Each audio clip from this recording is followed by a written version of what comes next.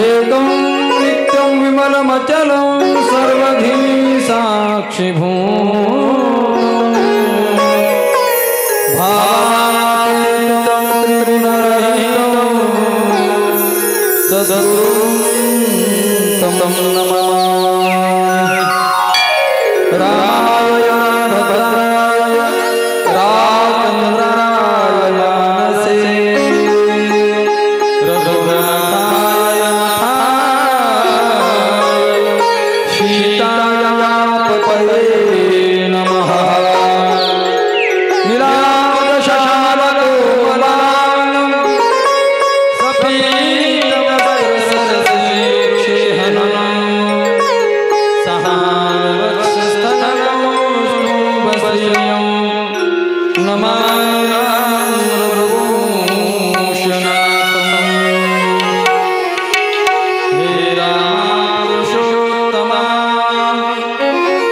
नरहरे नारायण केशवा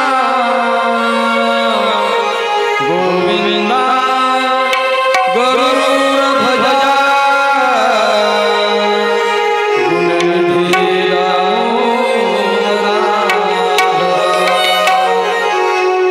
हे कृष्णकमलापते यदुपते श्रीपते सीतापते वैकुण्ठाधिपते चराचरपते लक्ष्मीपते पाहि माम्। गुरुर्ब्रह्मा गुरुर्विष्णु गुरुर्देवो महेश्वरः गुरु साक्षात् परब्रह्म तस्मै श्री गुरवे नमः। श्रोता वक्ता श्रोत्रियं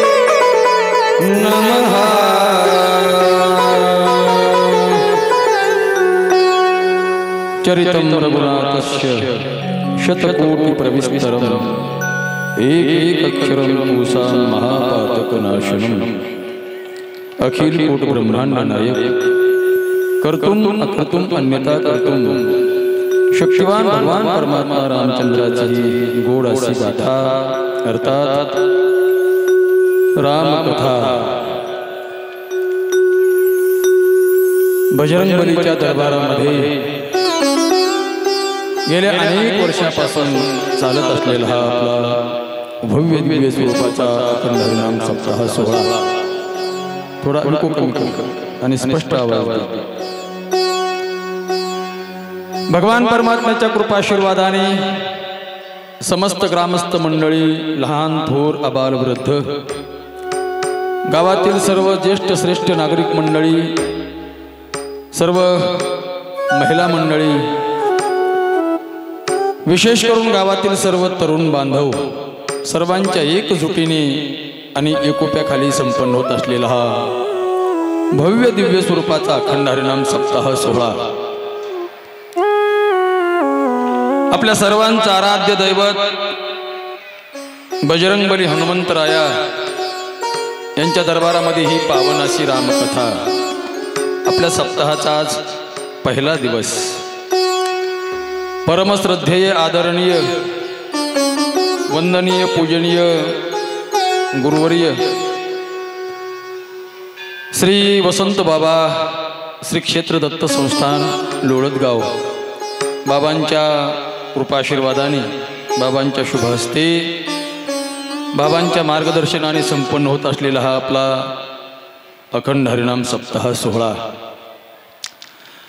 आज या सप्ताह सोहळ्याच्या माध्यमातून ही भव्य दिव्य अशी रामगाथा अर्थात श्री गोस्वामी तुलसीदासजी यांची रामायण कथा आपल्याला श्रवण करायची आहे। आज पहिला दिवस आणि त्या निमित्ताने थोडा वेळ कमी जास्तीपणा झाला आणि महत्त्वाची गोष्ट म्हणजे आज पवित्र असा वार आपल्या बजरंगबलीचा वार म्हणजे शनिवार आहे। त्यानिमित्ताने या ठिकाणी हजारो भक्त मंडळी येतात आणि माझ्या हनुमंताचं दर्शन घेऊन पावन होतात। अन्नदानाचा कार्यक्रम चालू आहे हो आणि बजरंगबलीचं दर्शन करून भरपेट एकदा प्रसाद घेतला रे घेतला की सर्व भक्त मंडळी तृप्त होतात। गेल्या अनेक वर्षापासून चालू असलेली ही परंपरा आज तागायत अव्याहतपणे चालू आहे। आणि एक वाक्य बोलून जातो तुम्हाला सुरुवातीलाच, जोपर्यंत चंद्र सूर्य आहे तोपर्यंत ही परंपरा आता अशीच कायम राहणार, याच्यामध्ये तिळभरही शंका नाही।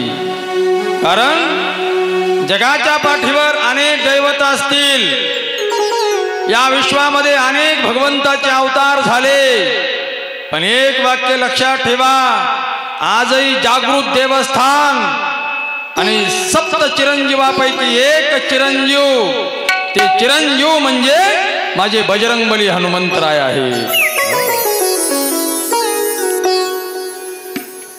रात्री मी 1-1:30 वाजता मंडपमध्ये आलो होतो, खाली कीर्तन केलं आणि 12च्या नंतर शनिवार लागला। माझ्याबरोबर माझा पुतण्या होता, म्हटलं चला आपण लगेच दर्शन करूया। आम्ही आलो, समाधान वाटलं इथं आल्याच्या नंतर 2 गोष्टींनी। बरं, पहिली गोष्ट अशी आहे, इथं जवळपास 100 तरुण पोरं होते। आता ऐकायला जरी कमी असले तरी चला आज ना उद्या त्यांना छंद लागेल। 100 पोरं होते इथं या पटांगणामध्ये। मंडपची पाहणी स्टेजची पाहणी करत असताना हे पाठीमागे तुम्हाला बॅनर दिसतंय, हे बॅनर काही सामान्य नाही, ह्याला 3D बॅनर म्हणतात बरं का। खूप अनमोल असं बॅनर पाठीमागं आहे। एका बाजूला आदरणीय बाबाजींचा फोटो आहे, एका बाजूला श्रीमान मनोज पाटील जरांगे यांचा फोटो आहे आणि माझ्या बजरंगबलीचाही फोटो आहे। काही सामान्य बॅनर नाही, पोहरं स्वतः हाताने लावून घेत होते। तुम्हाला ते समोरलं जे गेट दिसतंय, गेट हे सुद्धा काही सामान्य नाही, 3D गेट आहे। म्हणजे मला सांगायचं असं, आनंद वाटला। सर्व तरुण बांधव जोशामध्ये हे कार्य करत होते आणि मध्ये येऊन पाहिलं तर माझ्या बजरंगबलीचं सध्या आसन चालू केलेले ना, आसन झालेले सध्या झालंय चांदीचं बरं का, चांदीचं आसन आहे। लक्षात ठेवा, अजून 10-5 वर्षामध्ये तेच आसन सोन्याचं होईल। काय नाही महाराज, बहादर आजही आपल्याकडे सर्वांकडे पाहतोय आणि सर्वांना जे ते फळ देतोय। माझ्या बजरंगबलीचे हे कार्य आहे। पवनसूत हनुमान महाराज की, हनुमंतरायाचा हा दरबार आणि या दरबारामध्ये ही पवित्र अशी रामकथा संत श्रेष्ठ गोस्वामी तुलसीदासजींनी ही कथा करत असताना वर्णन दिलं सज्जन हो पवित्र अशी ही रामकथा, जीवाला परम पावन करणारी कथा, दुःखाची निवृत्ती करणारी कथा, संसारामध्ये परमार्थामध्ये आनंद देणारी ही कथा, आपल्या जीवनातलं सर्व वाईट याची वजाबाकी करून जीवनामध्ये चांगलं निर्माण करणारी ही रामकथा, असे ही रामकथा। आणि या रामकथेकरता आपल्याला दररोज नियमाप्रमाणे बजरंगबलीचं आव्हान करायचं आहे, हनुमंतरायाला बोलवायचं आहे, आणि मग हनुमंतराय आल्याच्या नंतरच आपली रोजच्या रोज ही कथा सुरू होणार। म्हणून पहिल्यांदा आपण सर्वांनी हात जोडून बजरंगबली हनुमंतरायाला आमंत्रण देऊया। आइए आइए महाराज विराजिए, आइए महाराज विराजिए, महाराज विराजिए, आइए महाराज विराजिए। भंजन मारुति नंदन, भंजन मारुति नंदन, सुन लो मेरी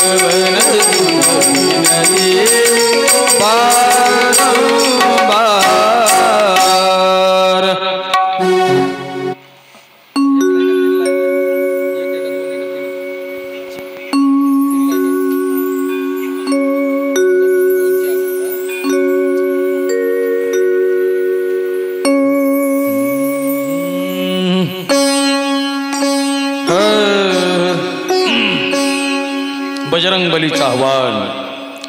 माझ्या बजरंगबलीशिवाय रामकथा पूर्ण होत नाही।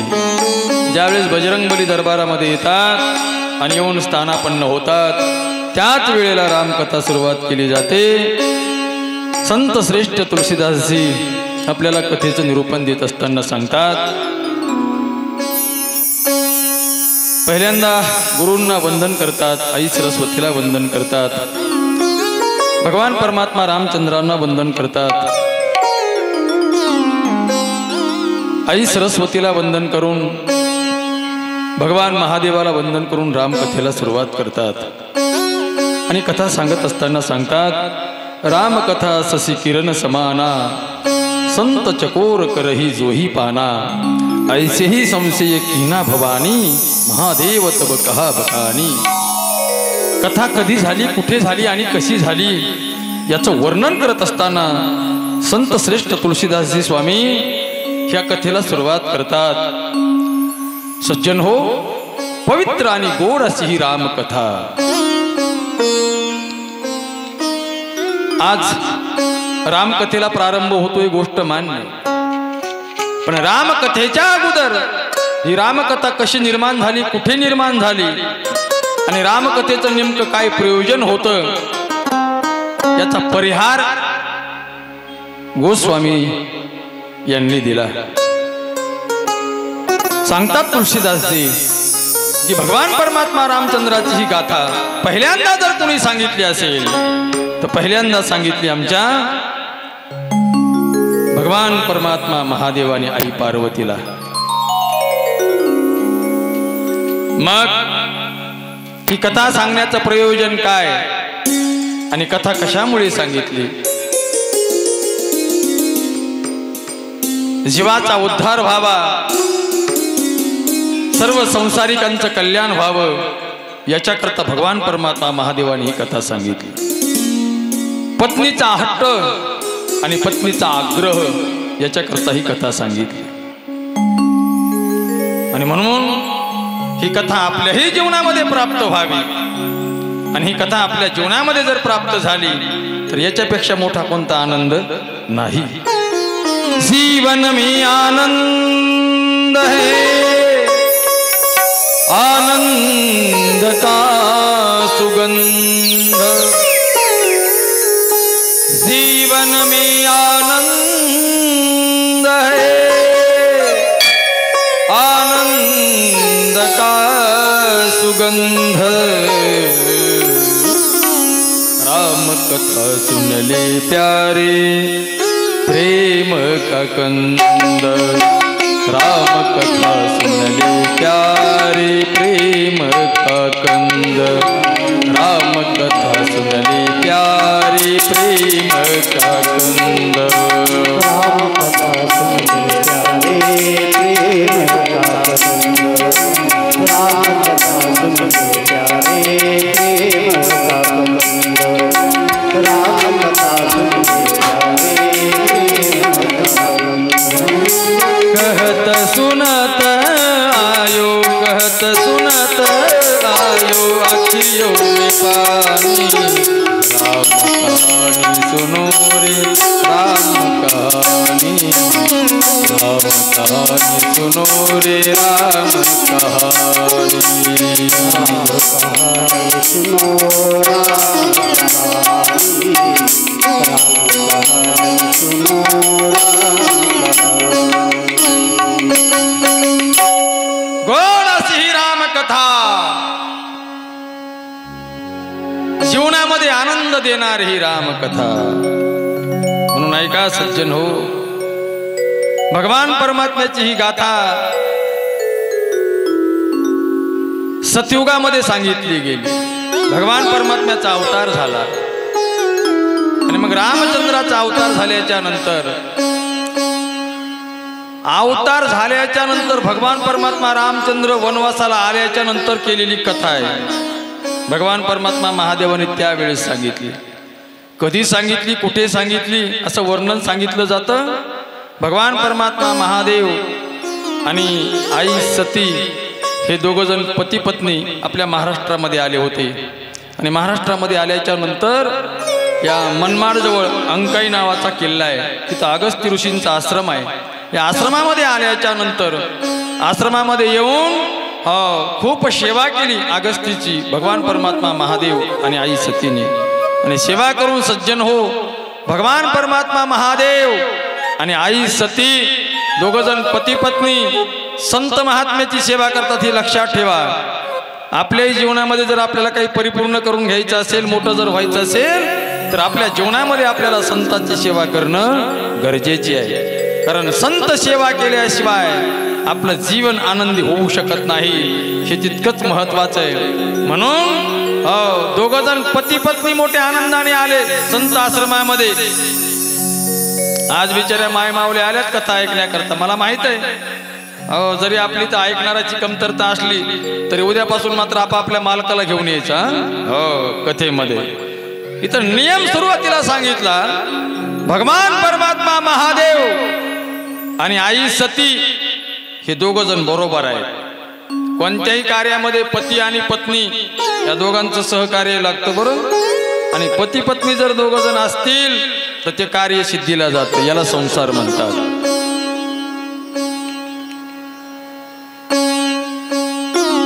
थोडा याला गेन ट्रेबल दे आणि विकू कमी कर. पती पत्नी दोघं जण अगस्तीच्या आश्रमामध्ये आले.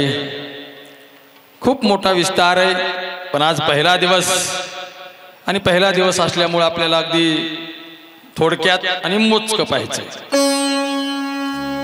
पण रामकथा सुरू होते त्या रामकथेच्या अगोदर भगवान परमात्मा महादेवाची चरित्र गाथा इथं सांगितली जाते तुळशी रामायणामध्ये. बरं, कारण एक वाक्य तुम्हाला सांगू मी.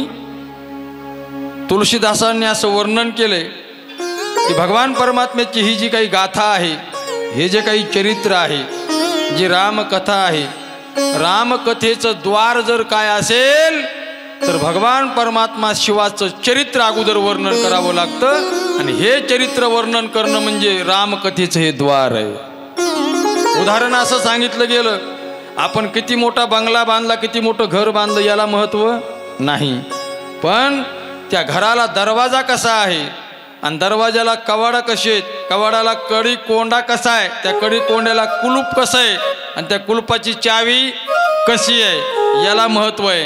हो, तसं रामचरित्र हे मोठं आहे, घर मोठं आहे, पण घराचा जो दरवाजा आहे तो दरवाजा म्हणजे शिवचरित्र, अर्थात भगवान महादेवाची चरित्र गाथा सुरुवातीला सांगितली जाते।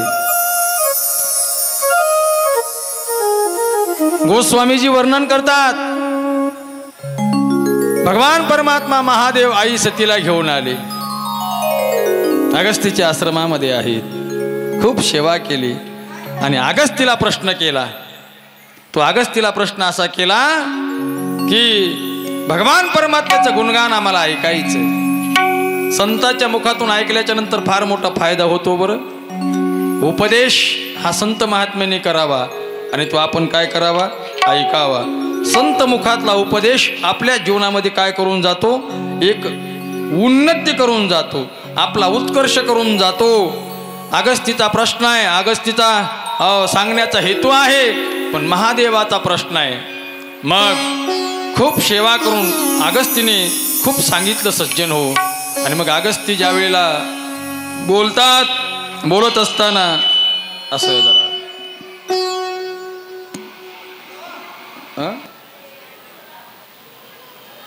आता आवाज चांगला आला होता,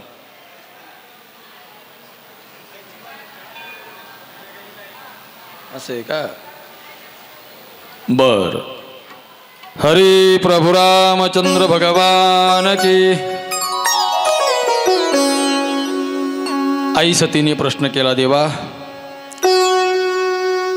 तुम्ही खूप मोठे आहात, देवाचा देव म्हणजे महादेव आहे आणि देवाचे देव महादेव असल्या कारणाने या सृष्टीचे कर्तेही महादेव आहेत, पालन करतेही महादेव आहेत आणि तारण करतेही महादेव आहेत। तुम्ही म्हणता आम्ही तर नेहमी ऐकतो, पालन करते विष्णू आहेत, निर्माते ब्रह्मदेव आहेत, परंतु हे पूर्ण एका अंगाने तयार झाले, ही सदाशिवापासून तयार झाले, असं वर्णन आहे। भगवान परमात्मा महादेव एवढे जरी मोठे असले तरी आई सतीने प्रश्न केला, देवा तुम्ही एवढे मोठे असताना तुम्ही नेमकी सेवा कुणाची करता, तुमचे नेमके मालक कोण आहेत आणि तुम्ही मोठं कुणाला मानता? त्यावेळेला आई सतीच्या प्रश्नाला उत्तर दिलं आमच्या भगवान महादेवाने, सती अगं माझं आराध्य दैवत म्हणजे माझा राम आहे, राम जगन्निवास भगवान परमात्मा राम म्हणजे माझं आराध्य दैवत आहे। इतकंच नाही, हो सदा कदा ध्यानी मनी माझ्या रामच असतात। इतकंच नाही, सदैव सदैव मी जी पूजा करतो ती फक्त रामाचीच करतो, सदैव सदैव जी मी कार्य करतो हे रामाला सोडून मी कधीच कार्य करत नाही। म्हणून ऐका, कथेचा पहिला दिवस आहे, हो रामाला आणि बजरंगबलीला सोडून कोणतंच काम कधी करायचं नाही। तुमची सुरुवातही चांगली होईल आणि तुमचा शेवटही चांगला होईल। रामाला सोडून मी कोणतंच काम करत नाही, हे वाक्य कुणाचं आहे? कथाकार सावंत महाराजांचं नाही, तर हे वाक्य साक्षात भोलेनाथ सदाशिवांचं हे वाक्य आहे। सती आई राम जय राम जय राम, जय जय राम,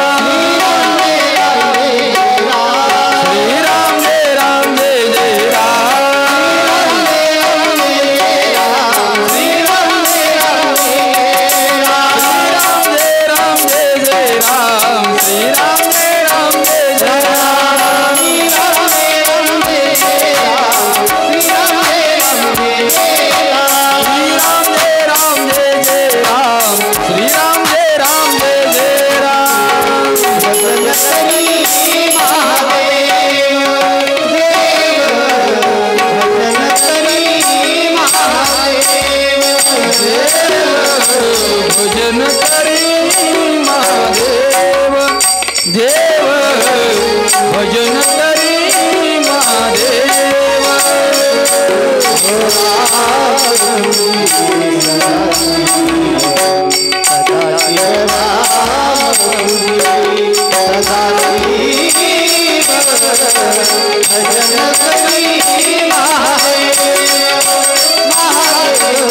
भजन करी महादेव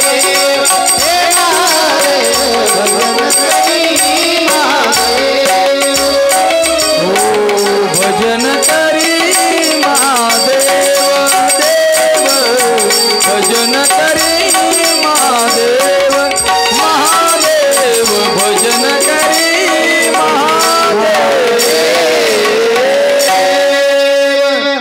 सारखं भजन चालू आहे महादेवाचं. कुणाचं भजन करतात महादेव माहित आहे? महादेव भजन करतात भगवान परमात्मा रामाचं. आणि भगवान परमात्मा रामाचं सदैव भजन चालू आहे. आपलंही अंतर्यामी भजन चालू असावं बरं. हरिपाठ नेहमी तुम्ही आम्ही ऐकतो, हरिपाठ नेहमी तुम्ही आम्ही म्हणतो, पण हरिपाठामधला सार तुम्ही आम्ही घेतलेला नाही.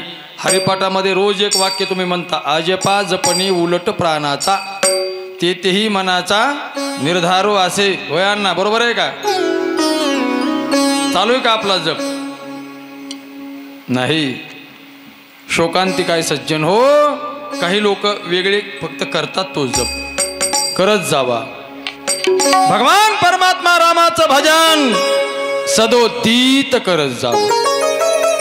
जे रामाचे आहेत तेच कामाचे आहेत, जे रामाचे नाहीत ते बिनकामाचे. प्रभू रामचंद्र भगवान की जय. सती अगं मी देवाचं भजन करतो ग, माझ्या रामाचं भजन करतो. आता 1 मिनिट नीट लक्षपूर्वक आहे का? आणि त्याच काळामध्ये राम लक्ष्मण दोघंजण जंगलात फिरत होते हे आपल्या महाराष्ट्रामध्ये. आणि भगवान परमात्मा महादेवाने पाहिलं की माझे मालक आलेत, साष्टांग दंडवत घातला. कथा अशी सुरुवातीला देवाला दंडवत घातला. सतीने पाहिलं म्हणजे बायकोने पाहिलं मालकाकडं. मालक, तुमचे मालक म्हटले हेत का? हां, तुमचा देव हेवय का? म्हणजे देवाने वलकल वस्त्र अंगावर गुंडाळलेले होते, पोतडे अंगाला गुंडाळलेले देवाने, आणि त्याला जाऊन लोटांगण घातलं. कोणी? महादेवाने.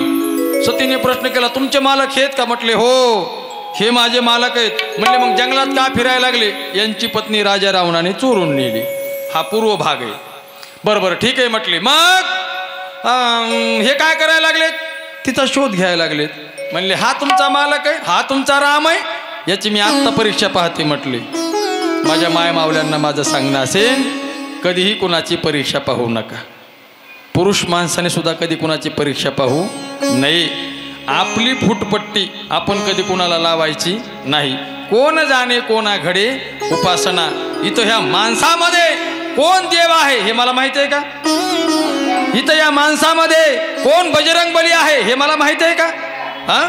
म्हणून आपण कधी कुणाची परीक्षा घ्यायची नसते, परीक्षा द्यायची असते. असा आवाज राहू दिला रे. आजच आज करायला लागले काही. असं आहे का? बर, असा क्लिअर आवाज पाहिजे. परीक्षा कुणाची घ्यायची नसते असं वर्मय सज्जन हो. परीक्षा तुम्ही देऊ शकता पण परीक्षा घेऊ नका. आई सती परीक्षा घ्यायला निघली. माझ्या माता भगिनींना माझं सांगणं असेल, आई सतीने स्वतःचं रूप पालटलं आणि आई सीतेचं रूप घेतलं. आणि सीतेचं रूप घेत असताना असं वर्णन केलं जातं की भगवान परमात्मा आपल्या भागातून गेलेत, असं वर्णन केलं जातं. हो, आजही श्री क्षेत्र संस्थान रामगडावर ते खुणा वगैरे आहेत असं जुने लोक सांगतात. या 12 मारुतीपैकी एक मारुती म्हणजे आजही आपल्या गडावरही स्थित आहेत असं सांगितलं जातं. भगवान परमात्मा या मार्गे गेले असं नेहमी आपण ऐकतो. याच मार्गे आई सीता तुळजापूरपर्यंत गेल्या. सती आई सीता. भगवान परमात्मा दुःखी होते, लक्ष्मणजी पाठीमागं चालत होते. महादेव म्हटले होते परीक्षा घेऊ नको, पण गेली बाई पुढं.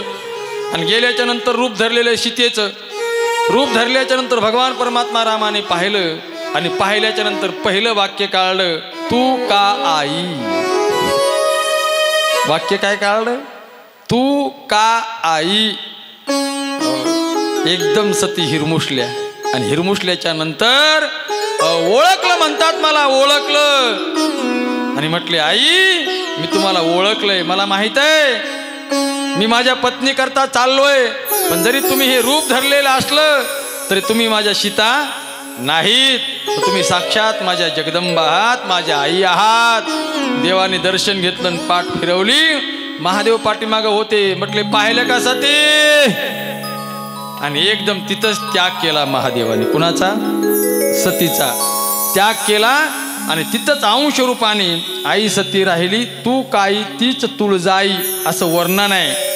आणि 51 पीठापैकी एक पीठ त्या ठिकाणी निर्माण झालं. म्हणून ही आदिशक्तीचं ठिकाण म्हणजे श्री क्षेत्र तुळजापूर आहे, हे विसरू नका.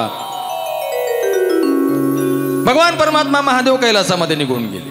निघून गेल्याच्या नंतर आपलं आसन वेगळं केलं, सतीचं आसन वेगळं केलं. वर्णन आहे असं. सतीला कळून चुकलं की बस, म्हटले आता आपल्या मालकाने आपला त्याग केलाय, आता संसार करण्यात मजा नाही.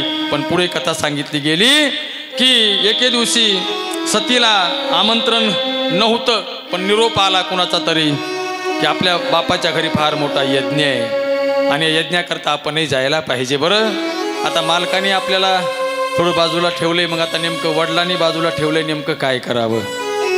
आणि मग याच काळामध्ये तरी विचारणा केली. म्हटले मालक, हे प्रभू, हे महादेवा, मला माझ्या वडिलांच्या घरी जायचं.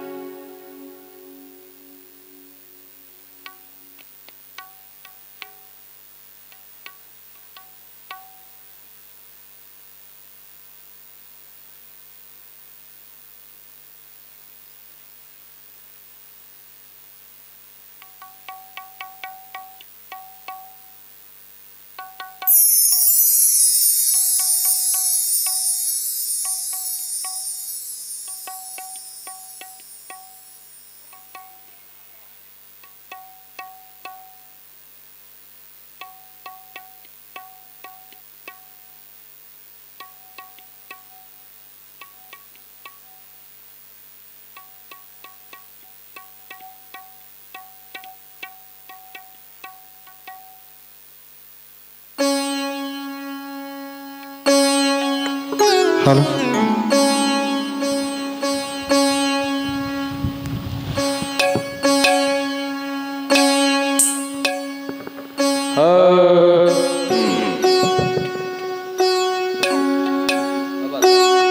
Hello hello hello hello.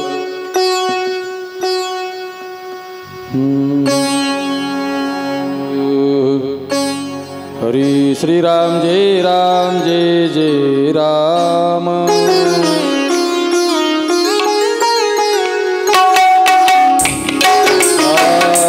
Ram जय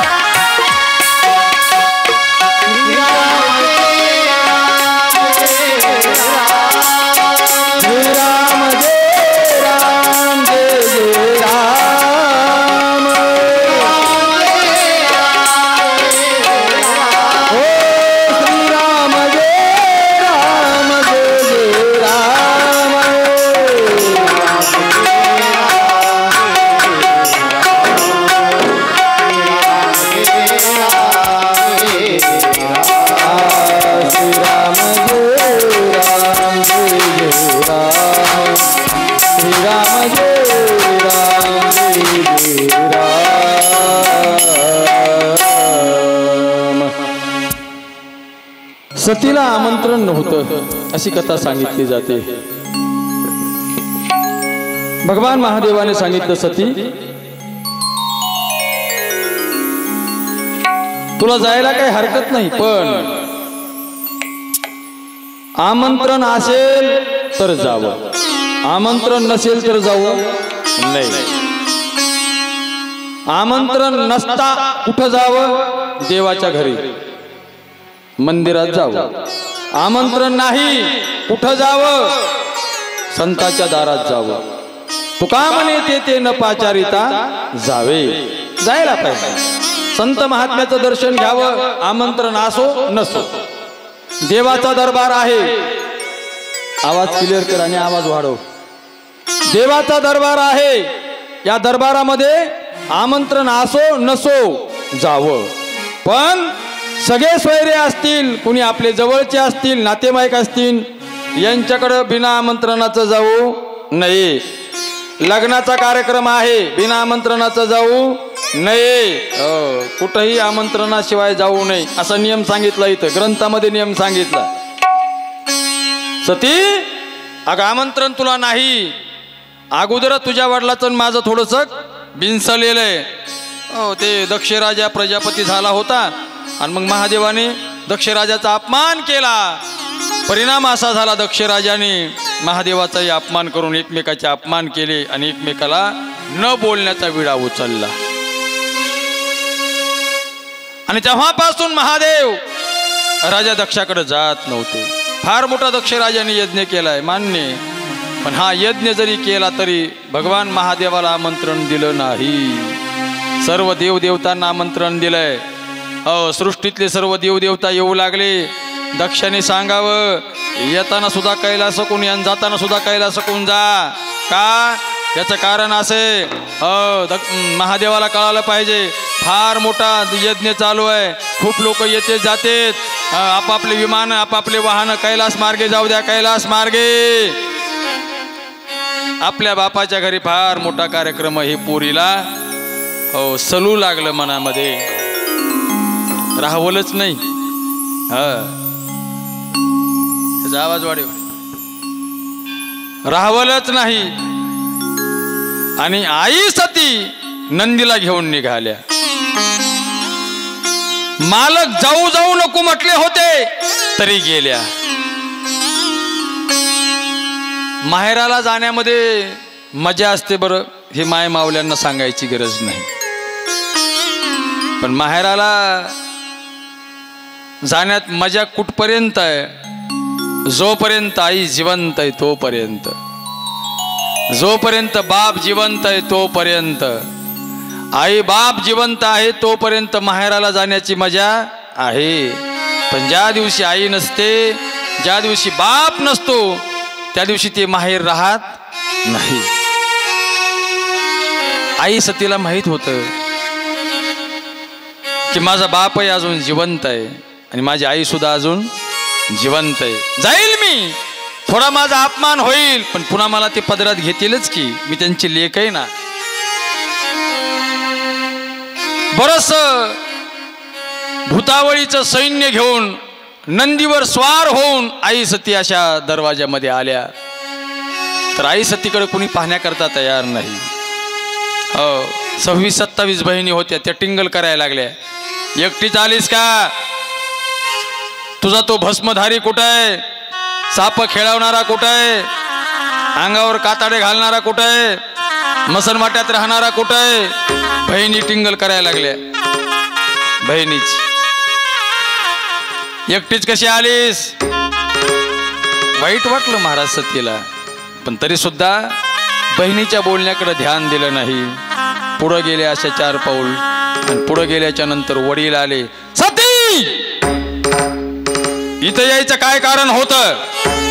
तुझ्या मालकालाही आमंत्रण नव्हतं आणि तुलाही बोलावणं नव्हतं, का आलीस इथं? असं म्हटल्याच्या नंतर एकदम जवळ गेली, हात जोडले. बाबा, एवढा मोठा कार्यक्रम तुम्ही करताय, मग मला नाही राहवलं. माझ्या बापाच्या घरचा कार्यक्रम आहे हा, आणि माझ्या बापाच्या घरचा कार्यक्रम असल्यामुळं मला असं वाटलं, मला बोलावणं जरी नसलं तरी मी जावं म्हणून आले बाबा. मी चाल शांती हो इथून, असा आवेशामध्ये राजा दक्ष बोलतोय. डोळ्याला 2-2 धारा लागल्या सतीच्या. माझा बाप माझ्यावर का रुष्ट झाला असेल. तुम्हाला सांगून जातो सज्जन हो, बाप आणि मुलगी हे फार जवळचं नातं आहे. बाप आणि मुलगी मऊ मेनापेक्षाही जास्त जवळचं नातं आहे. हो, बाप आणि मुलगी इतकं जवळचं नातं, इतकं जवळचं नातं आहे. एकदम छोट्यातला छोटा आणू ज्याला आपण म्हणतो, तो आणू तरी मोठा पडेल इतकं लहानातलं लहान नातं बाप आणि मुलीचं. हा बाप का रुष्ट झाला असेल. खेद वाटला आई सतीला. तशीच ती गपगुमान पुढे जाऊ लागली. थांब सती, पुढे जाऊ नकोस. या मंडप मध्ये तुझा अपमान केला जाईल. तुला इथं येण्याकरता बोलावणं नव्हतं आमचं, आणि तुला स्वतःचा अपमान करून घ्यायचा असेल तर तू पुढे जा. पण माझं तुला सांगणं, इथून महागारे फेर. आणि महाराज बापाचं ते तडकापडकी बोलणं सतीने ऐकलं. सती वापस निघली. उमऱ्यापर्यंत सती जाते, पण उमऱ्यापर्यंत गेल्याच्या नंतर सतीला पुन्हा दक्ष राजा बोलू लागला. इकडं वर तोंड घेऊन आली होतीस, कशा करता आली होतीस, यायचंच नव्हतं. तुझा तो नवरा हो भिकारी आहे असं बोलू लागले. हातामध्ये फुटके शंख कपाळ घेतो, खांद्यावर अंगावर जनावराचे काताडे घेतो. असा नवऱ्याचा अपमान सतीला सहन झाला नाही म्हणतात. आणि ग्रंथामध्ये असं वर्णन आहे, जोपर्यंत सतीला दक्ष राजा बोलत होता तोपर्यंत सतीने ऐकून घेतलं. पण मालकाचा अपमान ज्या वेळेला होऊ लागला त्यावेळेला सती पाठीमागे आली. कुणाकडेही पाहिलं नाही, आपल्या आईकडे डोळे भरून पाहिलं. आईच्या डोळ्यामध्ये 2-2 आसव होते. आईला असं वाटत होतं माझ्या लेकराला मी बोलावं, पण मालकाचा धाक होता. आई अशी टुळू पाहत होती. तेवढ्याच आवेशामध्ये सती येते आणि त्या भल्या मोठ्या कुंडामध्ये आपला देह समर्पित करते. एकदम कुंडामध्ये सती पडल्याच्या नंतर सर्वजण हक्काबक्का झाले. अरे सती गतप्राण झाली. सतीचं शरीर वरी काढलं गेलं. बरंचसं शरीर भाजलेलं होतं.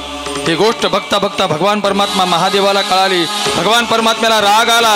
डोक्याचा एक केस उपटला. भगवान परमात्मा महादेवानी दंडशी खाली आदळला. एक महाभयानक वीर निर्माण झाला. त्या वीराचं नाव आहे वीरभद्र. सांगितलं वीरभद्रा जाताची आत्ता.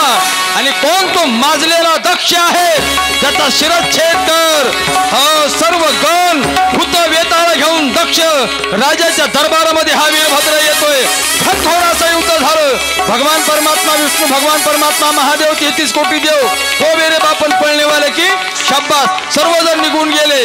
राजा दक्षाचं सर्व सैन्य खलास केलं आणि एकाच घावामध्ये राजा दक्षाचं मस्तक वीरभद्राने छेदन केलं. ते कुंडात जाऊन पडलं. मी करणारा राजा दक्षाचं मस्तक जळून खाक झालं. मीपणा मोठा घातक होतो. बरं, माणसाने कधी मीपणा ठेवत जाऊ नये. मीपणाने चांगल्या चांगल्याची घरं घेतली. म्हणून सांगितलं जातं, नको नको मान, नको नको अभिमान. सोडी मी तू पण तोची सुखी. देहाचा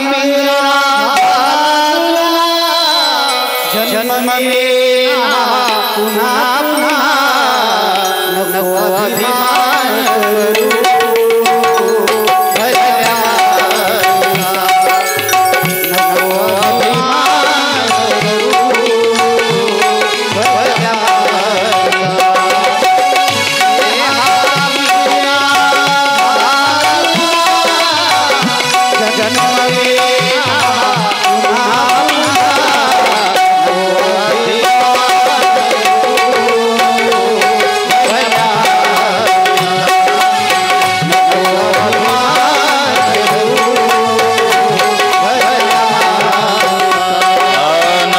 अभिमान करू भल्या मानसा. नको अभिमान करू भल्या मानसा.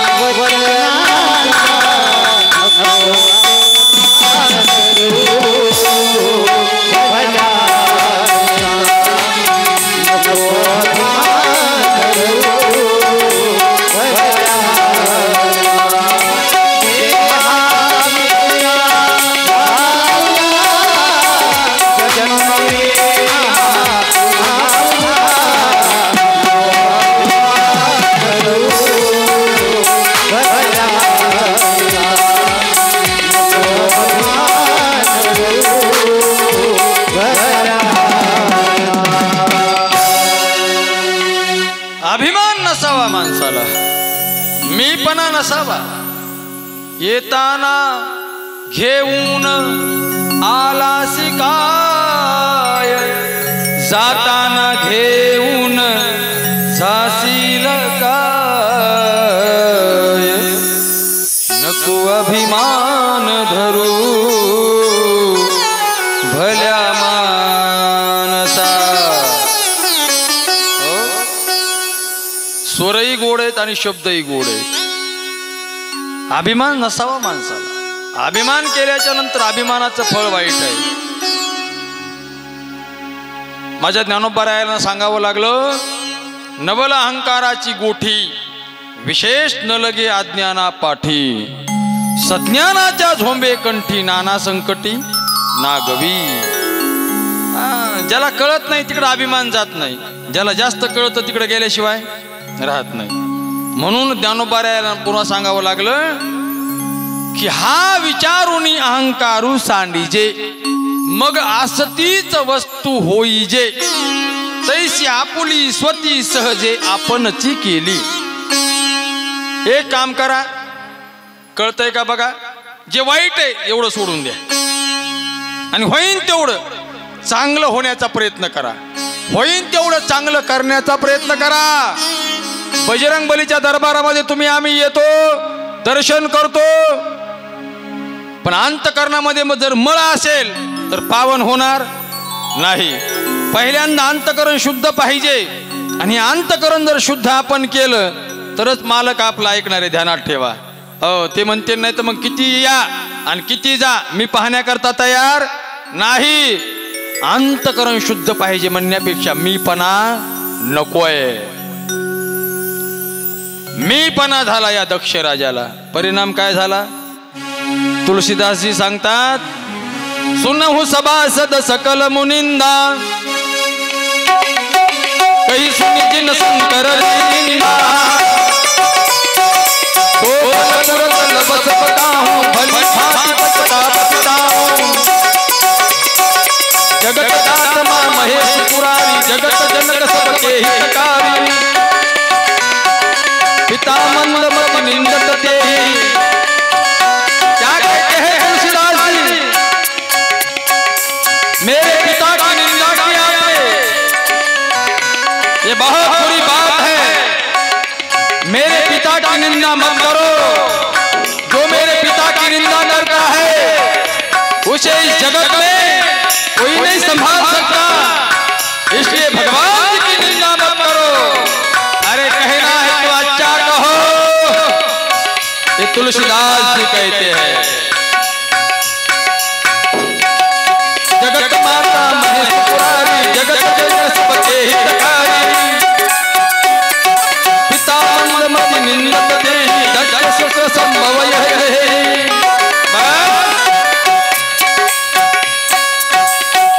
निंदा करू नये महाराज. निंदा केल्याचा परिणाम असा झाला,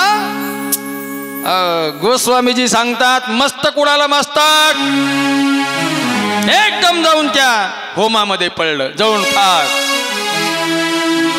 प्रकार असा झाला, शरीर मिळालं नाही दक्ष राजाचं. आणि इकडे महादेवाला ही गोष्ट कळाली. वीरभद्राने ते शरीर उचललं म्हणतात. आणि उचलल्याच्या नंतर ते शरीर भगवान महादेव पाहतात. एकदम असे रागाने डोळे लाल बुंद केले होते.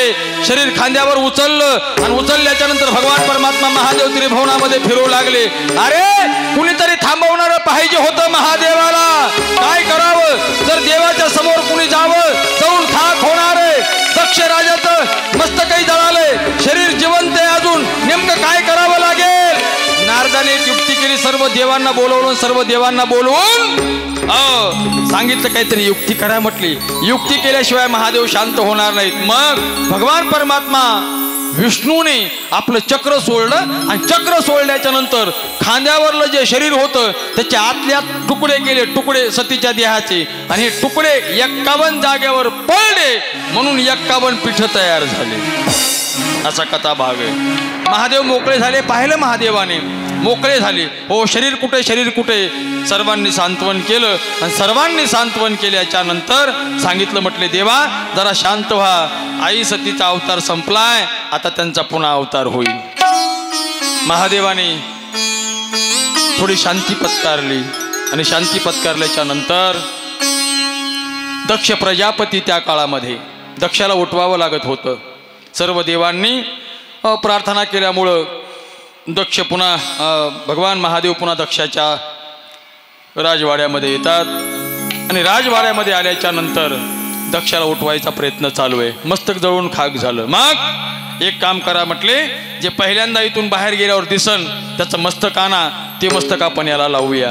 पहिल्यांदा दिसलं ते बोकड, हो त्या बोकडाचंच मस्तक छाटलं गेलं आणि बोकडाचं मस्तक आणून ते मस्तक राजा दक्षाला दिलं. ते नुसतं म्या म्या म्याच करतं बोकड. कधी पहा तुम्ही, दक्ष राजा जास्त मी करत होता म्हणून मस्तक छेटलं, पण मस्तक छाटल्याच्या नंतर पुन्हाही मस्तक बसलं, पण म्या म्या करणारच मस्तक भेटलं. ऐका. आणि मग दक्ष राजा उठले आणि उठल्याच्या नंतर भगवान परमात्मा महादेवाच्या पायावर आपलं मस्तक ठेवलं. म्हटले, देवा दे देवा, माझ्याकडून घनघोर असं पाप झालंय, या पापाचं क्षालन तुम्हीच करा. काही हरकत नाही, माझा आशीर्वाद आहे. भगवान परमात्मा महादेवाने राजा दक्षाला आशीर्वाद दिला, प्रजेचं पालन करा, खूप चांगलं होईल. महादेव निघून जातात, तपश्चर्या करण्याकरता बसतात. इकडं तारकासूर नावाचा दैत्य माजलेला आहे असं वर्णन आहे. आणि मग हा दैत्य मारायचा आहे. भगवान परमात्मा महादेव तपश्चर्या करण्याकरता बसलेत, पण महादेवाच्याच मुलाच्या हाताने तारकासुराचा वध होणार आहे. महादेवाला तर लेकरू नाही, आता लग्नच नाही, बायकोच नाही, तर लेकरू कधी होणार आहे. प्रयत्न केले सर्व देवांनी. काय करावं म्हटले, महादेवाला उठवावं लागेल, पण महादेवाच्या कुणी नादी लागायचं. जर तिसरा डोळा उघडला तर मग कसं होणार आहे, काय करावं. सर्वांनी प्रयत्न केले. साऱ्यात जास्त धाक पडतो 33 कोटी देवाचा राजा इंद्र याला. का धाक पडतो, त्याचं कारण असं आहे, त्याला वाटतं माझं पद जातं का काय. पदाची लई सर्वांना अपेक्षा असते. पद, खुर्ची, मान, सन्मान सर्वांना अपेक्षा असते. भगवान परमात्मा विष्णूकडं इंद्र, चंद्र, वरुण हे सर्व गेले. म्हटले, देवा काहीतरी उपाय करा बुवा, त्याशिवाय गत्यंतर नाही. बरं ठीक, काय उपाय करावा. उठवावं लागेल महादेवाला. अरे म्हणले, महादेवाला उठवायचं कशा करता, तारकासूर नावाचा दैत्य खूप माजलाय, त्याला मारायचं आहे. बर, मग त्याला वरदान असं आहे, ते वरदान म्हणजे महादेवाच्या मुलाच्या हातानेच तो मारणार आहे. आणि महादेवाचं तर लग्नच नाही. आता इकडं सती आईने पुनश्य आपला अवतार घेतला होता. राजा पर्वतराज हिमालय आणि आई मैनाद्री यांच्या पोटी पार्वतीचा जन्म झाला होता, म्हणजे आई सतीचा. मुलगी लहानाची मोठी होऊ लागली होती. बघता बघता 8 वर्षाची मुलगी झाली होती. खूप सेवा करायची, सारखं महादेवाची पूजा करायची. आता शिव महापुराणामध्ये फार गोड कथा आहेत पाहत्या. बघूया नंतर आपण कधीतरी पुढं मागं अजून. शिव महापुराणामध्ये आई पार्वतीचं फार मोठं वर्णन आहे. आई पार्वती सेवा करायची आणि मला हाच पती परमेश्वर भेटावा. कोण? महादेव. कारण पूर्वजन्मातले संस्कार जन्माला घेऊन आल्या होत्या. त्या 8 वर्षाची मुलगी झाली होती. हिमालय खूप आपल्या मुलीचे लाड पुरवत होता, संगोपन करत होता. इकडं भगवान महादेव हिमालयामध्ये तपश्चर्या करतात, कैलास पर्वतावर. उठवायचं कोणी?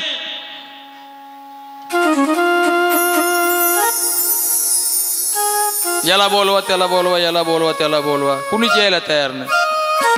काय करावं? कामदेवाला बोलवलं. बर, कामदेवाला बोलवलं. कामदेवाला बोलवल्याच्या नंतर कामदेव आले. बोला, काय काम आहे? तुम्हाला जावं लागेल. कुठं? महादेवाला उठवायचे, तपश्चर्या भंग करायचे. म्हटलं, मी जाणार नाही. मला माहित आहे त्यांच्याकडे गेल्याच्या नंतर काय अवस्था होते हे मला चांगलं माहित आहे. मी जाऊ शकत नाही. सर्वांनी प्रार्थना केली कामदेवाची. सर्वजण प्रार्थना करतात, कामदेव जी आपको जाना पड़ेगा. क्यों? लेकिन जाने के बाद भगवान महादेव को उठाना पड़ेगा. कैसा भी करो लेकिन जाओ. ते म्हणलं, जाऊ शकत नाही, कारण गेलो की मी मेलो हे मला माहित आहे. पण कधी कधी चांगलं काम करत असताना मरण आलं तरी 72, पण चांगलं काम हे करायचं असतं. माफी मागून बोलतो, हो, कोणाचा द्वेष मस्तर करणार नाही. आज इथं एवढ्या मोठ्या भव्य दिव्य स्टेजवर आदरणीय जरांगे पाटलाचा फोटो आहे. आज संतांच्या बरोबरीला त्यांचा फोटो आहे, देवाच्या बरोबरीला त्यांचा फोटो आहे.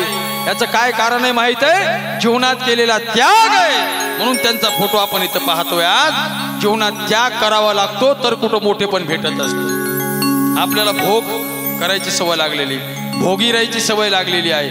तुम्ही जितका जास्त त्याग करता तितकं आपलं जीवन काय होतं? मोठं होत असतं. म्हणून सदा ना कदा त्यागी जीवन ठेवा, भोगात जीवन ठेवू नका. कामाला पटवून दिलं आणि कामाला पटवून दिल्याच्या नंतर काम म्हटलं काही हरकत नाही, पण मी जर मेलोच तर माझ्या कुटुंबाचं कसं होईल ते सर्व आपण बघूया म्हटले. तुम्ही गेल्याशिवाय हे काम होणार नाही. मग कामाने एक काम केलं, खूप सजावट वगैरे केली आणि सजावट करून कामाने भगवान महादेवाला भुलवण्याकरता मस्त असा ऋतू तयार केलेला आहे. फुलं फळं पक्ष्यांचे किलबिलाट, ज्या ठिकाणी भगवान परमात्मा महादेव तपश्चर्या करतात तो परिसर असा सुगंधी केलेला आहे. अप्सरा वगैरे तयार केलेल्या आणि अप्सरा तयार करून आजूबाजूला अप्सरा नाचू लागल्या तरी महादेव उठत नाही. वेगवेगळे गीतं होऊ लागले तरी महादेव उठत नाही. खूप गाणं चालले तरी महादेव उठत नाही. काय करावं? फुलाचे सुगंध येऊ लागले, महादेव उठत नाही. काय करावं? शेवटी कामाने तीक्ष्ण असा एक धनुष्याला बाण लावला, म्हणजे एवढा काम प्रबल झाला, एवढा काम प्रबल झाला आणि तो काम एकदम जाऊन बाणाच्या स्वरूपामध्ये महादेवाच्या अंतकरणामध्ये घुसला. काम अंतकरणामध्ये घुसल्याच्या नंतर एकदम महादेवाने डोळे उघडले. मी जागा कसा काय झालो? माझ्या भगवान परमात्म्याच्या भजनामधून मी जागा झालोय, पण मी स्वतः जागा झालो नाही, मला कोणीतरी जागा केलंय. ही अनुभूती भगवान महादेवाला आली. इकडं तिकडं पाहू लागले तर समोर काम दिसला. एकदम तिसरा डोळा उघडला, भड अग्नी काढला आणि त्या कामाला जाळून खाक केलं.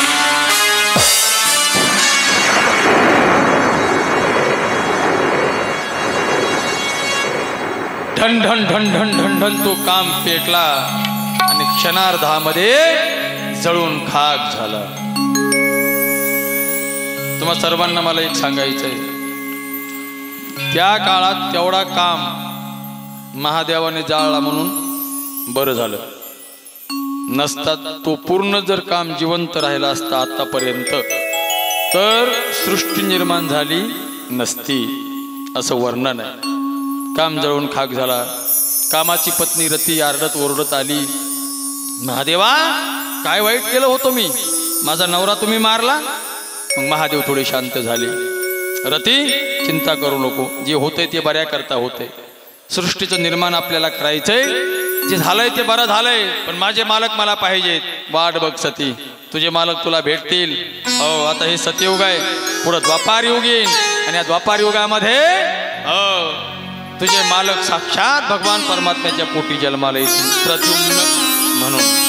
तिथं तू जा आणि मग तिथं तुम्हा दोघा नवरा बायकोची भेट होईल. तोपर्यंत तुला तपश्चर्या करावी लागेल. जा तपश्चर्या कर.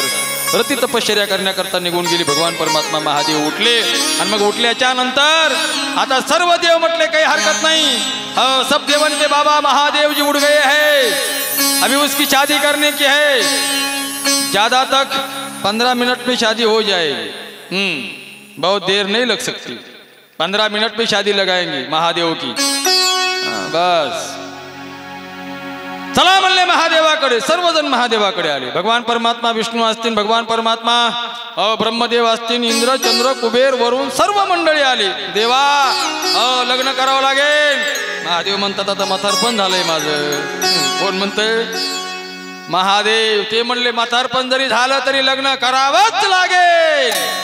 याचं कारण असं आहे, सृष्टीची वाढ होणार नाही.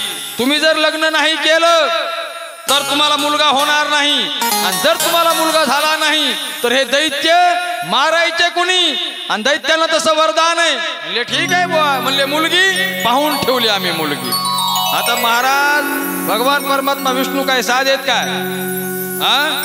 भगवान परमात्मा विष्णू म्हणजे खूप खतरनाक देवता आहे. हो, असं नेहमी तुम्ही आम्ही कीर्तनामध्ये भजनामध्ये ऐकतो की भगवान परमात्मा विष्णू म्हणजे नटधारी, सर्व खेळ्यामध्ये नंबर 1चा खेळिया. समोर गेले, म्हटले देवा पोरगी बघून ठेवली म्हणली, तुम्ही फक्त होकार द्या. आता इथे पोर ऐकायला पाहिजे होते, मग ते पोरायला सांगितलं असतं कसं काय ते. सध्या पोरं आम्हाला म्हणतात महाराज काही करा पण आमचे लग्न लावून द्या. म्हणलं आम्ही काय गुप्त घेतलं नाही. जरा प्रश्न बिकट झाला आहे, तो यक्ष प्रश्न आहे सध्या, पण त्याला होईल. बजरंगबलीच्या मनामध्ये आल्यावर काय होणार नाही महाराज. और मनोरथ जो कोई लावे सोयी अमित जीवन फल पावे. पोरगी पाहून ठेवली. कुठे आहे मुलगी? आहे म्हणले इथं जवळच आहे, याच हिमालयामध्ये. दाखवा म्हटले मला फोटो वगैरे पोरीचा. एक विनोदाने बोलतोय. महादेवाने होकार दिला.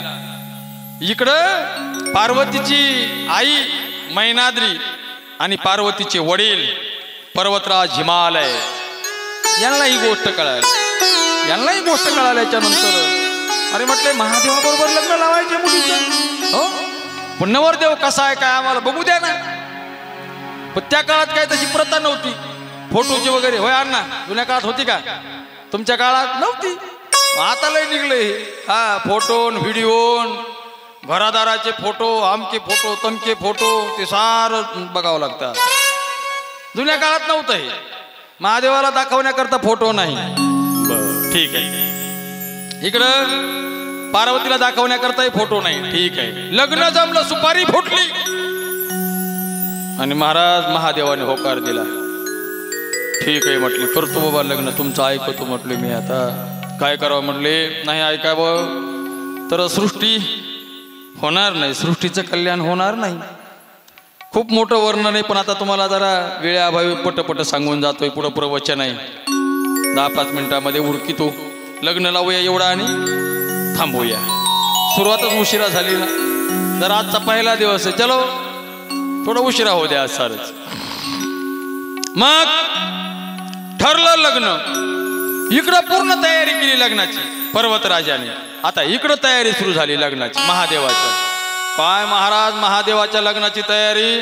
आता लग्नाची तयारी म्हटल्याच्या नंतर मग कपडे लत्त्यापासून सारं येतं. मग म्हणले आता नवरदेवाला कपडे लागते ना. 2 भूत जंगलात पळतच गेले. 2 भूत मोठाले हत्ती मारले त्यांनी. 2 थांबा थोडं 2 मिनिटं. मोठाले हत्ती मारले 2 आणि हत्तीचं कातडं आणलं. एक पांढरा मारला आणि एक काळा मारला. हत्तीचं असं ओलं गच कातडं आणलं बुवा, असं वर्णनच. आणि कातडं आणलं, म्हणले घ्या महादेव ड्रेस तुम्हाला. घेतला महादेवाने ड्रेस. वा, आताचा ड्रेस कसला असतो नवरदेवाला, पुन्हा कधीच घालीत नाही तो. आणि उगोच उगोच त्या नवरीच्या बापाला 30,000ला 40,000ला खड्यात घालीतो. म्हणूनच पोरायचे लग्न व्हायनात लवकर. लय खड्ड्यात घातलं पाठीमागे यांनी. आणले काताडे. अरे म्हणले ठीक आहे, काही हरकत नाही, पण आता अंगावर घ्यायला अशी शाल लागन ना महादेवाला. 2 भूत पुन्हा पळतच गेले आणि 2 वाघ मारले त्यांनी. आणि वाघ मारल्याच्या नंतर ओलं कच कातडं काढलं वाघाचं. मस्त पैकी धुतलं ते, आणलं अंगावर टाकलं. म्हणले ह्या महादेवाच्या अंगावर शाली. शाली टाकल्या महाराज. आता लय वपायला लागले. म्हणले नवरदेव, अरे म्हणले नवरदेव चांगले वपायला लागले, कपडे चांगले झाले. म्हणले पण नवरदेवाला पावडर वगैरे लावावं लागेल ना. 2-4 येताळ ते पळतच गेले. ताज्या मढ्याची राख आणली. मढ जळतोय असं, आणि शांत झालेलं मढ, ताजं मढ, त्याची राख आणली. कारण रोजच्या रोज ताज्या मढ्याची राख लागत ती कुणाला? मालकाला, महादेवाला. दुसरं भस्म जमत नाही. या टोपल्याची टोपले भरून आणले, बकाच टाकले महादेवाच्या अंगावर. बस आता किती नवरदेव गोड दिसत असन अंगावर राख टाकल्याच्या नंतर. म्हटले बस नवरदेव आता लय वापायला लागले. अरे पण म्हणले ते लांब लांब वाढलेले केस, त्याला लावायला हात तर लागन ना. 2-4 भूत पळतच गेले वडावर. कचा कचा कचा कचा पानं तोडले, फांद्या तोडल्या. चांगला असा 2-3 लिटर रस काढला त्याचा वडाचा रुचिक काढला आणला आणि खसा खसा खसा महादेवाच्या खेसाला होळशीला वास पाडा म्हणले भांग आता महादेवाचा भुचोडा बांधला असा महादेवाचा एक भूत पळत आलं म्हणले ओ महादेवाच्या गळ्यात घालायला आणा म्हणले रुद्राक्षाच्या माळा भले चांगले असं बंडलच आणलं रुद्राक्षाच्या माळा नाही म्हणले अजून लागन काय लागन म्हणले वासुकी नाग लागन ना त्याला बी आणलं त्याला गळ्यात घातलं म्हणले महादेवाच्या असं मनगटात बांधायला दंडात बांधायला 2 भूत पळतच गेले रानामध्ये नदीच्या कडीने असे चांगले चांगले नाग धरून आणले त्यांनी नाग साप काही मनगटात बांधले काही कमरेला बांधले काही दंडाला बांधले काही अंगावर सोडले अरे म्हणले नवरदेव मस्त साजलाय फक्त एकच राहिले म्हणले आता कानात घालायला कुंडल नवरदेवाच्या 2 भूत पळतच गेली रानामध्ये खसा खसा रान खांदला असं आणि दांडगाले इच्छे काढले असे इच्छे हो त्याला आपण इंगळ म्हणतो इंगळ मोठाले काढले म्हणता आणले आणि अडकले महादेवाच्या कानामध्ये आता नवरदेव कसा दिसायला लागला म्हणजे असं वर्णन नाही महाराज ग्रंथात मी हे पदार्थ सांगत नाही असा नवरदेव सजावला म्हणले आणा स्कॉर्पिओ आपली कोणती स्कॉर्पिओ नंदीबाई बसवलं नंदीबाई असं मस्त पैकी नंतर महादेवाला वरी बसवलं आणि महाराज महादेवाला वर बसवल्याच्या नंतर आता ही वरात निघणार आहे वरात कुठं निघणार आहे ही वरात निघणार आहे हिमालय राजाच्या घरी भगवान परमात्मा लय हुशार विष्णू इंद्र चंद्र कुबेर हे म्हणले ह्या नवरदेवाबरोबर जर आपण गेलो आपल्याला चांगलं दुखणी म्हणायचं नाही पण आपला लोक अपमान केल्याशिवाय राहणार नाहीत पो मेरे बापन पळणे वाले की शाबास भगवान परमात्मा विष्णूने आपलं लगेच वाहन काढलं गरुड म्हणले आपले पुढं नवरदेव म्हणले महागून या तुम्ही महागून आम्ही पुढं चलतो हलकारा नवरदेव म्हटलं काय हरकत नाही लय भोळ दैवत भगवान परमात्मा विष्णू आपले म्हणले निष्ठायचं काम करा पुढं गेले तर पुढं गेल्याच्या नंतर वर्णन असं की मैनाद्री ताट घेऊन तयार होती नवरदेवाला आपण ओवाळतून आल्या बरोबर आहे ना नवरदेवाला ओवाळतून आपण मैनाद्री ताट घेऊन पुढे होती ताट हो आणि तिने पाहिला ना भगवान विष्णू बाई म्हणली काय सुंदर मुलगा आहे गरुडावरून खाली उतरली अशी विष्णू आणि खाली उतरल्याच्या नंतर अशी यायला लागली मंडपमध्ये येत असताना असं लोक बघिनी 10-5 मैनाद्री पुढे गेली अशी पुढे गेल्याच्या नंतर अशी ओवाळणारे जाऊन विष्णूला तेवढ्यामध्ये भगवान विष्णू म्हणतात आई थांबा थांबा म्हटले नवरदेव मी नाही नवरदेव मागून यायचा आहे मैनाद्रीला वाटलं पुढे येणारे माणसं कलवरे इतके स्वरूपवान आहेत आता देव किती स्वरूपवान आहे भगवान परमात्मा स्वरूपाचं वर्णन करता येत नाही हा मग इतका कलवरा सुंदर आहे तर नवरदेव किती सुंदर असं कोण वर्णन करतय मैनाद्री फार भारावून गेली तिला हर्ष झाला हो बरोबर ठीक आहे म्हटले जा तुम्ही बसा म्हटले तुमच्याकरता आसनं हे टाकलेत नंतर चंद्र आला तोही तितका सुंदर तो म्हणला मी नवरदेव नाही नंतर वरुण आला तो म्हणला मी नवरदेव नाही नंतर कुबेर आला तो म्हणला मीही नवरदेव नाही नंतर इंद्र आला तो म्हणला मीही नवरदेव नाही सूर्य आला तो म्हणला मीही नवरदेव नाही रागवली ना ती मैनाद्री सासू म्हणणारी शेव नवरदेव नाही तेव नवरदेव नाही अरे म्हणले मग तुमचं काय पुढं थोबाड तोंड घेऊन यायचं काम आहे गरज काय होती म्हणली तुमची पुढे यायची हा नवरदेव सोडा मागून तुम्हीच पुढे आला तर हे सारे बसले आणि मग महाराज नवरदेवाची वरात आली त्या वरातीमध्ये भूत येताळ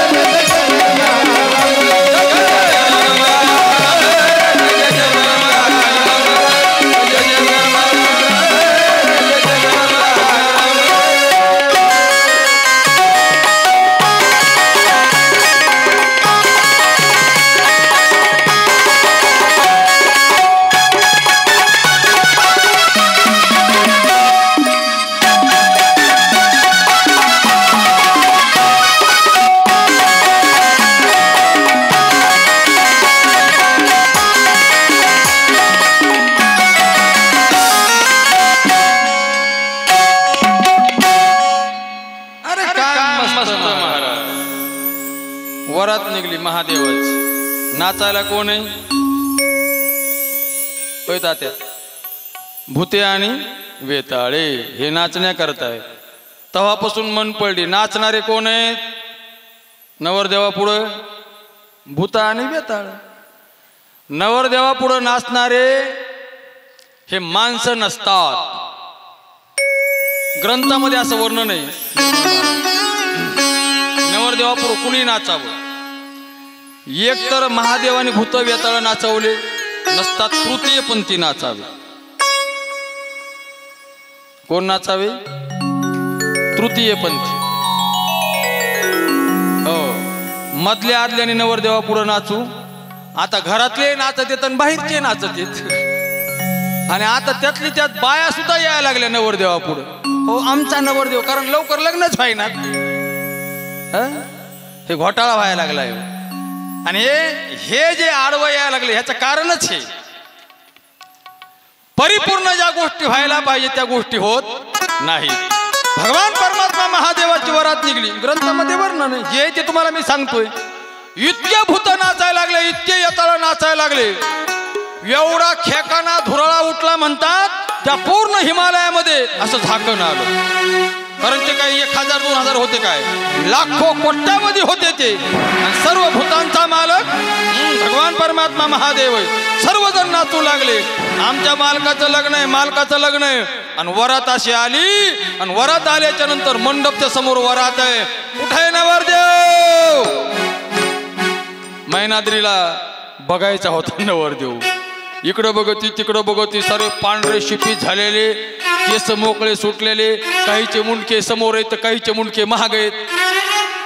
भूत काहीला हातच नाही, काहीला कमरापासून नाही, काहीचं तोंड एककडे तर अंग एककडे, सारे असले विचित्र सारे भूत. येताळण ते रानगेन ते सारे आलेले असे. कुठे नवरदेव? भगवान विष्णूने दाखवलं, म्हटले आई तो पहा, तो बैलावर बसलाय ना, तो नवरदेव आहे. आणि मग मैनाद्री समोर गेली, आणि मैनाद्रीने नक्षीकांत महादेवाला पाहिलं.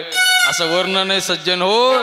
गरकन चक्कर आली मैनाद्रीला आणि पटकन खाली पडली. नवरदेव पाहिल्याच्या नंतर मनातल्या मनात विचार करू लागली, काय माझ्या पोरीच्या दैवामध्ये हे आले. हो, किती सुकुमार माझी मुलगी आहे, हो छान माझी पोरगी आहे, आणि हे आता माझ्या पोरीच्या गळ्यात बांधायचे. दिसायला मात्र विचित्रच महादेव. हो हो, घाबरून गेल्या. पण कसं तरी सावरलं मैनाद्रीने स्वतःला. आणि सावरल्याच्या नंतर मैनाद्रीला त्याच वेळेस माझ्या भगवान परमात्मा महादेवाने विराट स्वरूप दाखवलं, साक्षात सत्य स्वरूप दाखवलं. आणि मग कळून चुकलं की हा काही सामान्य नाही. आणि मस्तपैकी सज्जन हो, भगवान परमात्मा महादेव आई पार्वती यांचं लग्न लागलं. यांचं लग्न लागल्याच्या नंतर पार्वती मातेची बिदागी केली. बिदागी केल्याच्या नंतर असं वर्णन आहे, खूप मोठा प्रसंग पण वेळेअभावी. पार्वती मातेला वाटं लावलं, पण पार्वती म्हटली राहायचं कुठं नेमका? म्हणले मसन वाट्यात. मग पार्वतीने हट्टाने घर बांधून घेतलं ते लंका. पहिल्यांदा बरं का, हट्टाने घर बांधून घेतलं इथे, मी चांगल्या घरात राहत असते वगैरे वगैरे. पण त्या नेमका प्रकार असा झाला, उद्घाटनालाच राजा रावण आला. राजा रावण म्हणला, महादेवा तुमच्या चरणी माझा साष्टांग दंडवत आहे, मी तुमचा खूप लाडका शिष्य आहे, काही मागितलं तर देता मला तुम्ही? म्हणले मागून तर बघ. म्हणले काही नाही, आत्ताच्या घराची रिबीन कापली ना, ते घरच मला पाहिजे. देऊन टाकलं ना देवानी, मोकळ्याला मोकळे. चला म्हटले आता आपल्या घरी. आणि मग भगवान परमात्मा महादेव आई पार्वती आनंदाने संसाराला लागले. त्यांच्या पोटी पहिलं मूल झालं. ते मूल म्हणजे त्याला कार्तिकीय म्हणतात. आई पार्वतीने स्वतःच्या अंग कांतीपासून निर्माण केलं, त्याला श्री गणेश म्हणतात. हो, नंतर अशोक सुंदरी नावाची एक महादेवाची मुलगी आहे. ते शिव महापुराणामध्ये सर्व काही येतं. चला, असा संसार उभा राहिला महादेवाचा. हे सांगतंय कोण? हो, इकडं अगस्ती सांगतात, इकडं प्रयागराजवर भारद्वाज आणि याज्ञवल्क्य यांचा चालू असलेला संवाद आहे. पार्वती आणि महादेव या दोघांचं लग्न झालं, आनंदाने संसार झाला, तारकासूर मारला गेला. पण इकडे एके दिवशी भगवान परमात्मा महादेव आई पार्वती वरून भ्रमण करत असताना प्रश्न केला, देवा मागच्या अवतारातलं जे अपूर्ण राहिले ते मला तुम्हाला आता सांगावं लागेल. ज्ञानेश्वरीच्या भाषेमध्ये योग भ्रष्ट ज्याला म्हणतात, अशी अवस्था पार्वतीची आहे. मला तुम्हाला प्रश्न विचारायचा आहे, मला सांगून जा की नेमके राम कोण आहेत आणि रामकथा काय आहे हे मला तुम्ही आज नक्की सांगायला पाहिजे. आणि मग त्यावेळेस आदिनाथ उमा बीज प्रगटले, मच्छिंद्रा लाधले, हे पुढं आलं. पण आदिनाथ उमा बीज प्रगटले, उमेच्या नावाने, आई पार्वतीच्या नावाने जे सुरू झालं ते आत्तापर्यंत चालू आहे. भगवान महादेवाने रामकथा सांगण्याकरता सुरुवात केली. आता ती कशी रामकथा आहे, रामचरित्र काय आहे, रामकथा कशा कशा प्रकारे महादेव सांगतात, अजून कोण कोण कुठं सांगतात, याचं सविस्तर आणि गोड असं वर्णन आहे. हे आता आपण उद्याच्याला सुरुवात करूया. गोड अशी रामकथा आपण सर्वजण ऐकण्याकरता दररोज बहुसंख्येने या. आज पहिला दिवस आहे. तसं मला माहिती आहे आपलं पेंडगाव म्हणजे जिल्ह्यामध्ये नाही, मराठवाड्यामध्ये नाही, महाराष्ट्रामध्ये गाजलेलं गाव आहे. जागृत देवस्थान म्हणजे बजरंगबली हनुमंतरायाचं आपलं देवस्थान आहे. आणि म्हणून बजरंगबलीच्या दरबारामध्ये भगवान परमात्मा रामाची ही गाथा, रामचरित्र आपण सर्वजण श्रवण करणार आहोत. बहुसंख्येने या आणि बहुसंख्येने येऊन ही रामगाथा, ही रामचरित्र भगवान परमात्मा महादेवाच्या मुखातून आपल्याला ऐकायची, ही विसरू नका बरं. सांगणारे साक्षात भगवान परमात्मा महादेव आहेत, म्हणून महादेवच सांगतील आणि आपण सर्वजण ऐकणार आहोत. अशी ही गोड रामचरित्र गाथा आज इथंच आपण थांबतोय. झालेली कथा ही सर्व सज्जन श्रोते मंडळी, सर्व आदरणीय महाराज मंडळी, भगवान बजरंगबली यांच्या सर्वांच्या चरणी ही कथा अर्पण करतो. गोस्वामी तुलसीदासजी, श्री संत वाल्मिक यांच्याही चरणी कथा अर्पण करतो. गुरुवर यांच्या चरणी कथा अर्पण करतो आणि माझ्या आजच्या वाणीला इथंच थांबवतो. पुंडलिक वरदा हरी विठ्ठल श्री ज्ञानदेव पार्वतीपते शिव हर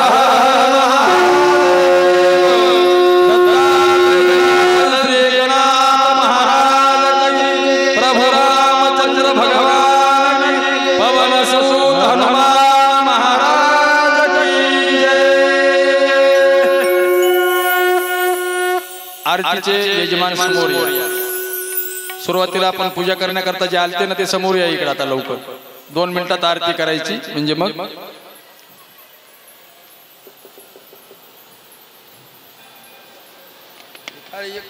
मला जड चाललं बसू दे. 2चीच टिपाना.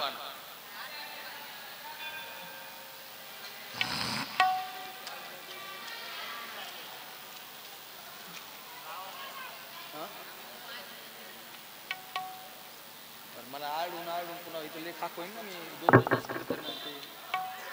तू ह्याची जरा सिस्टम बरोबर करता. आज धकून घेतलं तुमचं, आज धकून घेतलं म्हणलं, आज धकून घेतलं म्हणलं. व्यवस्थित व्यवस्था करा आवाजाची. काय ते हॅलो हॅलो हॅलो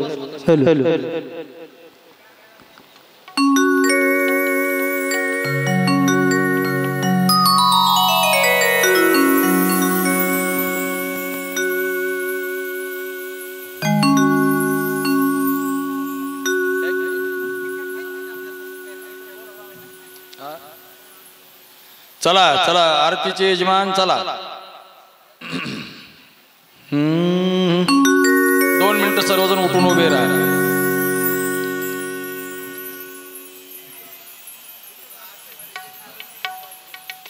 चला चला.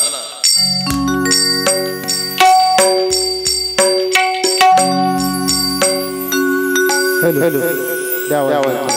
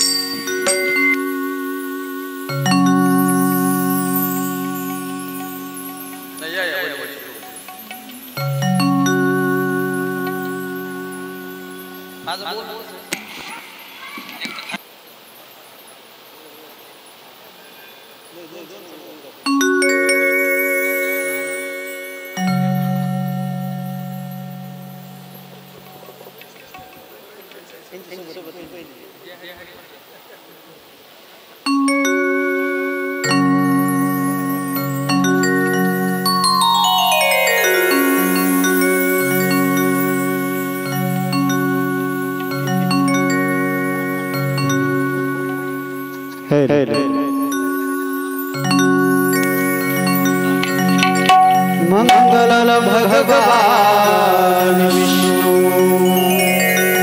मंगलम गरुड़ध्वजा मंगलम पुंडरीकाक्षी मंगलाय हरे कर्पूरगौरम करुणावतारम संसारसारम भुजगेन्द्रहारं सदा वसन्तं हृदयारविन्दे भव भवानी सहितं नमामि।